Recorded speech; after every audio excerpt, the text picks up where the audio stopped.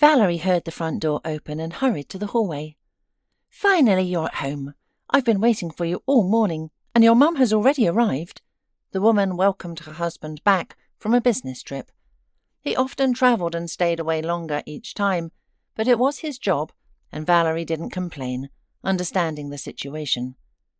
"Please come in," she greeted him and his companion warmly, as Terry had not returned alone. She wasn't too surprised. Perhaps it was a new colleague, and she invited her to have dinner with them. What's wrong with that? Valerie always prepared seriously for her husband's return, and there was always a place set at the table. Terry, however, was less cheerful, and brushing aside his wife, who had rushed to embrace him, spoke to a strange woman much more tenderly than he should. Come in, Marina. This is your new home. You'll be the mistress here now." Only then did Valerie feel a slight surprise. But at first she hoped it was just a silly joke, and she began to chatter. "Please come in. The table is already set. Make yourselves at home." Mrs. Thomas also emerged from her room, watching the scene without understanding what was happening. Terry decided to clarify the situation. "Sorry, Valerie, for the sudden surprise, but as you can see, Marina is expecting a child." He pointed to the guest's rounded belly. "It's mine, so we plan to get married and live here." "But what about me?"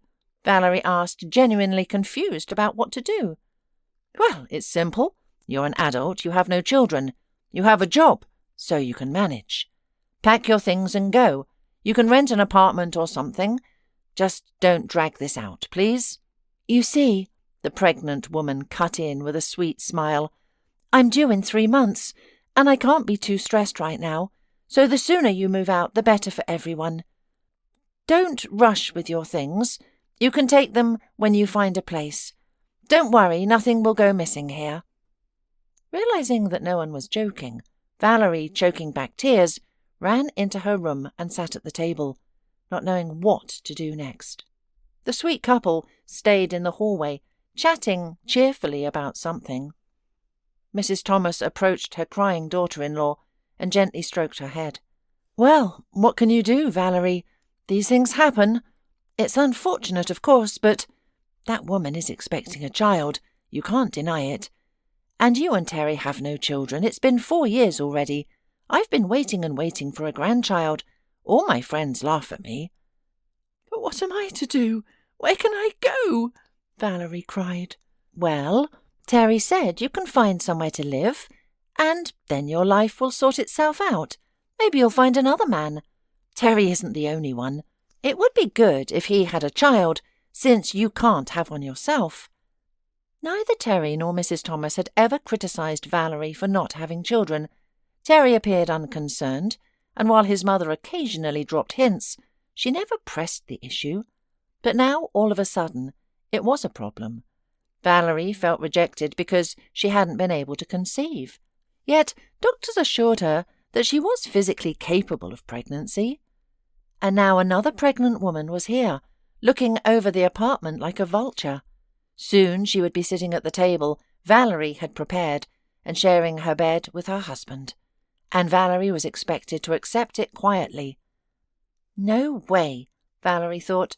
She hurriedly got dressed and left the apartment without saying a word to anyone. But as she stepped outside and felt the cold air, she realized she had nowhere to go. Her mother had passed away years ago, her father had remarried, and she no longer had a place in her childhood home.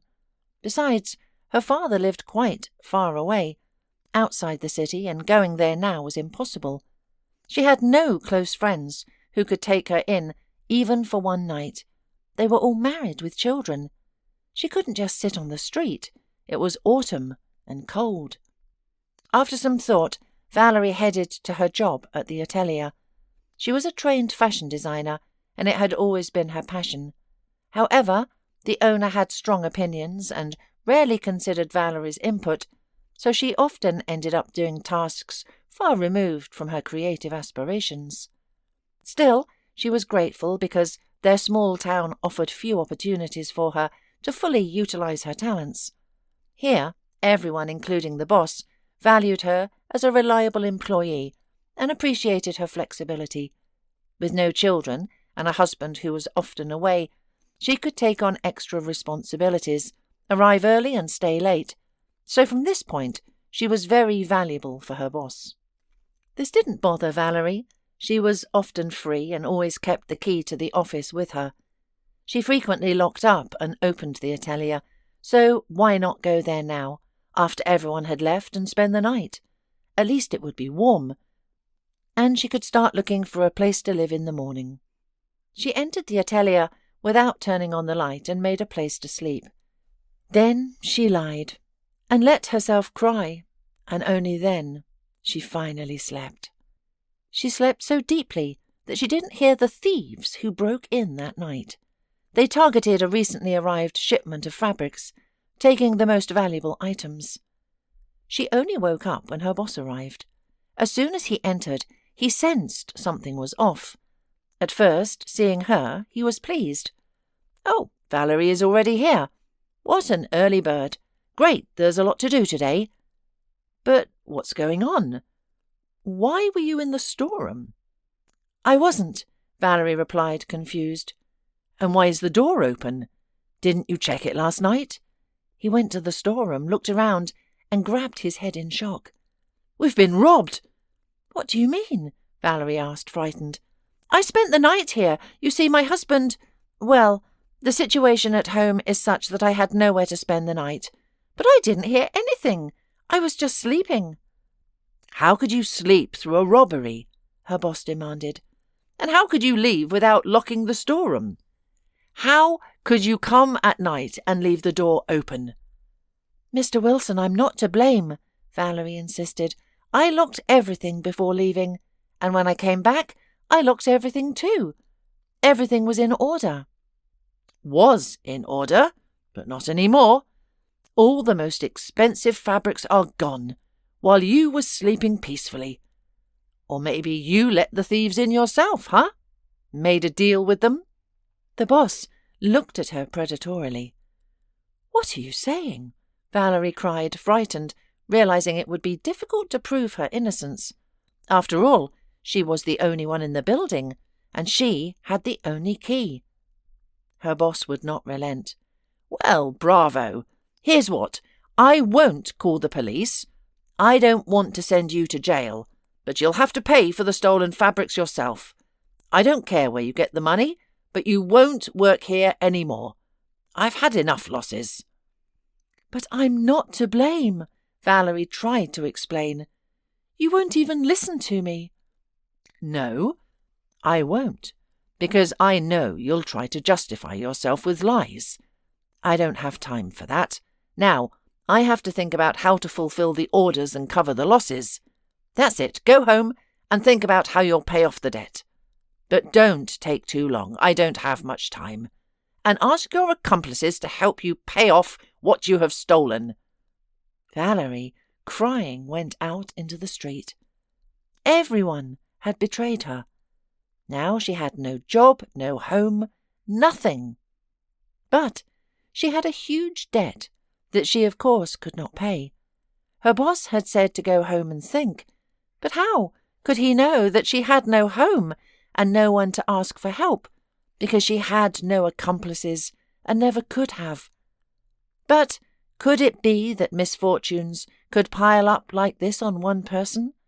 Judging by her life, it was quite possible. Valerie walked down the street, blinded by tears. In this state, she almost got into an even more serious trouble. She nearly stepped in front of a car. She walked onto the road without looking, and if not for the young man who literally pulled her back onto the sidewalk, she could have ended up in the hospital, at best, or worse. Valerie wiped away her tears and looked at the young man. He was a homeless stranger she had seen around a few times, when he looked for odd jobs at the atelier. She managed a bitter smile. "Thank you. You saved me." "You're welcome, but please be more careful. It's dangerous to be out like this." He looked at her with concern. "Did something happen? Some trouble?" Valerie smiled sadly through her tears. What could this man, who seemed to have his own struggles, do to help? But at least she could share her story with him. He would surely understand. "Yes, something happened," she sighed. "In one day, I lost my home, my job, and my money. I'm in a desperate situation now." She briefly told him about her misfortunes, not expecting help, but hoping for some sympathy. "That's quite a situation. Well, I hope you can sort things out with your husband. You can always file for a division of property.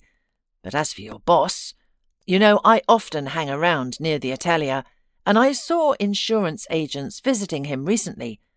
That means he has his business insured, and if that's the case, he can't make you responsible for the debt." "How do you know all this?" Valerie asked, surprised. She had expected this vagrant to help her find a place to sleep at most. "I studied at a law school. Didn't graduate, though. I had to drop out. That's just how life turned out. But I know the laws and understand a thing or two. There's a decent pie shop nearby, and the owner is a very kind man. I think he might give you a job, and maybe even help with accommodation. By the way, I'm Austin." "I'm Valerie, but why would he help me?" the woman asked, sceptical. "No reason. He's just a good person. He helps many people. He helped me, for example, and I help him when I can. I still have some knowledge left." Together they entered the pie shop, and it turned out that the owner really could help. He listened to Valerie's story, gave her a bed in the room above the shop, and offered her a job. She admitted she had never made pies before, but knew how to cook and enjoyed it. "Well, that's great," the owner said. "It's not that hard." Valerie started working at the pie shop. She enjoyed her new life, and the staff at the pie shop grew fond of her too. She no longer went home. It was too painful to see her husband with his new partner.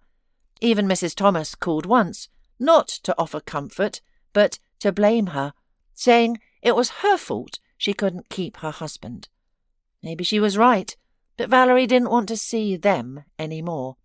One day, however, she spotted her husband and his lover through the pie shop window. Austin happened to be nearby, and Valerie pointed them out to him. "Look, that's my husband and his new girlfriend." Austin looked and smirked. "I know her. That's Marina, my ex-fiancée. Because of her, I ended up in prison on false charges. 2 years behind bars, and after that, of course, no law school, nothing. So if that guy wasn't your husband, I'd advise him to stay away from her. But since he is, I can tell you one thing. He's in for a rough ride." "Oh, is she pregnant?" "Well, congratulations. But I think we'd better stay out of their sight." Meanwhile, the atelier owner, having discovered where Valerie worked, started visiting her or sending his people to remind her of the debt. He didn't mention that he had insured the atelier and was about to receive a large sum for the incident. However, Austin, seeing him one day, approached and said, "You shouldn't bother the woman if you don't want trouble. You have no right to demand compensation from her. You've received the insurance money." And that was true. Mr. Wilson had received a substantial amount, even exceeding the damages. But he didn't want to let poor and naive Valerie off the hook. Unable to stand by, Austin reported the atelier owner's actions to the police. An investigation was launched, revealing that the owner had staged the robbery himself. As a result, he was placed under investigation, and the insurance company put the atelier up for auction. Hearing this, Valerie was struck by a new idea. She could become the owner of the atelier herself, and using her talents, elevate it to a whole new level. However, regardless of how low the price might be, she had no money. None at all. Realizing this was her only chance, she decided to ask Mr. Hernandez, the pie shop owner, for a loan. She pleaded, saying she would accept any interest rate and sign any agreement. "I won't run away. I have nowhere to go. Believe me, I am sure I can revive the business and repay the entire debt within a year. And I will be forever grateful to you." It was an unusual request, Mr. Hernandez did not respond immediately. He pondered, which was natural. But after some thought, he decided that Valerie was reliable and deserved a chance. After all, it was a shame to see such a good woman suffer. Besides, the amount was not that large, at least by his standards. So Valerie became the owner of the atelier. She hired Austin as an assistant. A reliable man is always needed. Austin took on the duties of a loader and a guard. Valerie finally felt secure about the future and began actively preparing for the divorce, as Terry was strangely delaying it. Probably too busy with his young wife, but in reality, the man had a different problem. He started wondering why he had no children in his nearly failed marriage, while his mistress got pregnant almost immediately and did not tell him right away. Seeing the due date in her medical records, he realized that the dates did not add up. This led him to unpleasant thoughts, and soon he found her correspondence with some Craig, in which she said she couldn't wait to get all the money from Terry, who had believed, like a fool, that she was pregnant by him. The conversation with his mistress was difficult. He sent her back to Craig, realizing the mistake he had almost made, or perhaps already made, since Valerie was serious about the divorce. He understood that he did not want to lose someone who was making his life comfortable. Yes, she was convenient in every way. Terry rushed to his wife. "Valerie, darling, what divorce? Come back home. We were so happy together, and we will be happy again. Let's just forget about everything that happened. It was the biggest mistake of my life." "It would be my biggest mistake to believe you in return, but I'm not going to do that. I'm sorry, Terry, but I have a new life now, a very happy one, without you." Valerie was telling the truth. She was genuinely happy. She had a job she loved, her own business that she was eager to grow, and she was fully confident in her abilities. Moreover, a new feeling was stirring in her soul. She and Austin were growing closer. Valerie was pleased and wanted to make the whole world happy, except Terry, who had betrayed her so cruelly. One day, a boy of about 7 came to the atelier with an unusual request. "Excuse me, can you make me a Spider-Man costume for a school event? Everyone else will be bunnies and I want a good costume. I don't have any money, but I'm small, so it won't take much fabric or time to sew."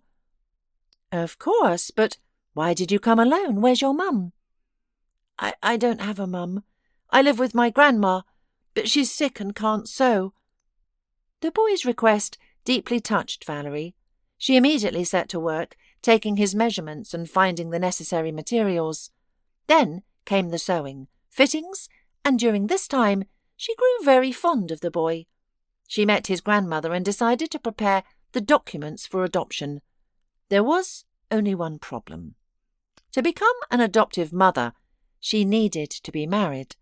But she had already divorced Terry and had no suitors, except perhaps Austin. She had long been fond of this young man and felt that he reciprocated her feelings, but he hadn't made any proposals. So Valerie decided to approach the matter indirectly, telling him about little Sean, her dream of becoming a mother, and finally Austin confessed his love and proposed. Soon they were married and adopted Sean. So she and Austin became a real family with a son, but not for long, as Valerie was already expecting a baby.